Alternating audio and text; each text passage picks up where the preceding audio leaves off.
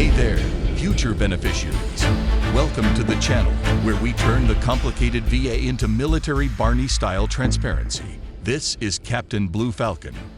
Fall in.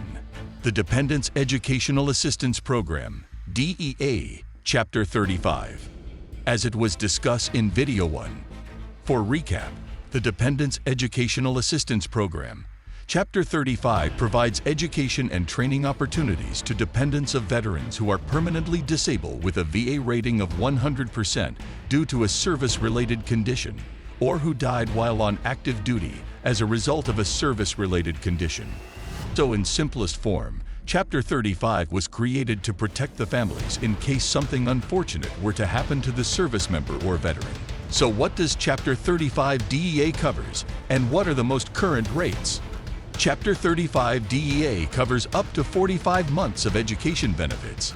Depending on the type of education or training you're getting and how many courses you're taking, it also provides a monthly housing allowance based on the school's location and an annual stipend for books and supplies. So what education programs are you able to attend using Chapter 35 DEA?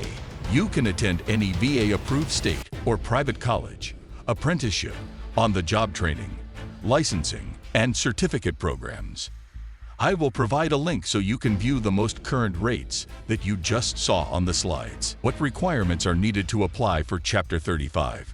If you're the child of the service member, if you join the military, you can't use this benefit while you're on active duty. And if you want to use this benefit after you leave the service, you can't have a dishonorable discharge. As a son or daughter, including stepchild or adopted child, you can generally receive benefits under Chapter 35 from age 18 to 26.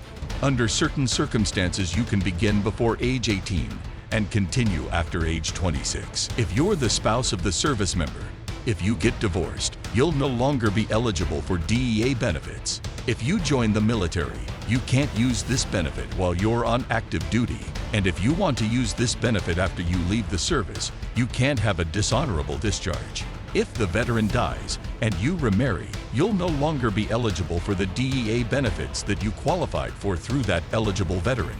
So how do you apply for Chapter 35 DEA benefits? Stay tuned for Video 3, where I'll be explaining how to apply, step by step. Also remember to email Captain Blue Falcon in case you have any questions on the information mentioned in this video. Captain Blue Falcon's email will be provided in the description section below, and so will other links. Well, that's it for today. Remember to stay informed. Captain Blue Falcon out. Fall out.